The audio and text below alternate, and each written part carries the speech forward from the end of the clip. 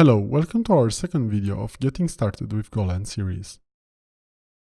We already taken a quick tour around GoLand and got it all set up. Now it's time to have a look at the IDE interface and editor. GoLand's UI is organized into logical sections. The main menu and toolbar connect to the most popular actions. For example, Run appears under Run menu and the toolbar. We can also use Run by right-clicking and choosing it from the context menu. Alternatively, there is a keyboard shortcut that we can use to trigger this action. Finally, we can also search for this action using the Find Action feature using Help Find Action, or by using the shortcut to search everywhere. GoLand's sidebars provide a place to pin tools such as the project structure, favorites, to-do items, database viewer, version control, and a built-in terminal. These are only a few of the tools that are available to pin, and we can also drag them around and arrange their positions on the sidebar. For example, we can move the built-in terminal tool window to be on the right side of the IDE. Besides moving the tools from their predefined positions, we can also show or hide them individually, undock them into floating windows, and display several tools side by side. At the very bottom of the IDE, we can see the status bar. This will show us information such as the inspection messages or version control branches. It also allows us to quickly access common IDE settings. Let's take a look at the project tool window.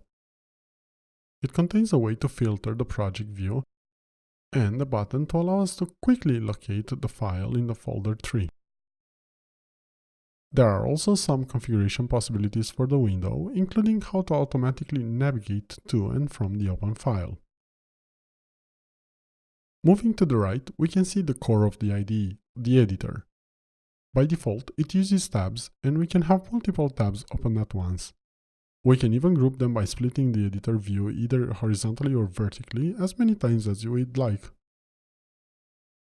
We can reorder the tabs or move them around between groups. If we close the file and then open it again, the cursor will be at the same position as it was when we left it, making it easy to resume editing if the file or IDE were recently closed.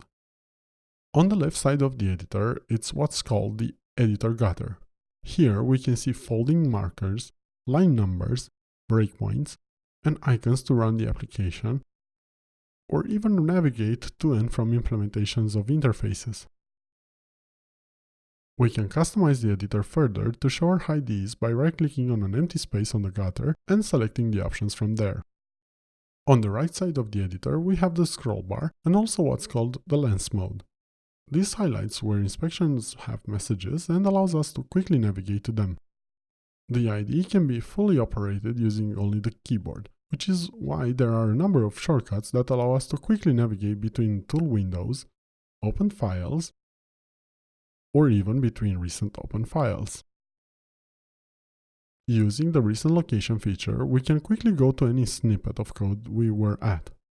If we only want to see the files that were recently modified, pressing the same shortcut again will filter the results. We can then filter further these results by using the speed typing feature. This feature is available in most parts of the IDE, including the project view window. Since it's likely that we have more than a single project, let's take a look at the features GoLand comes with to make working with several projects simpler.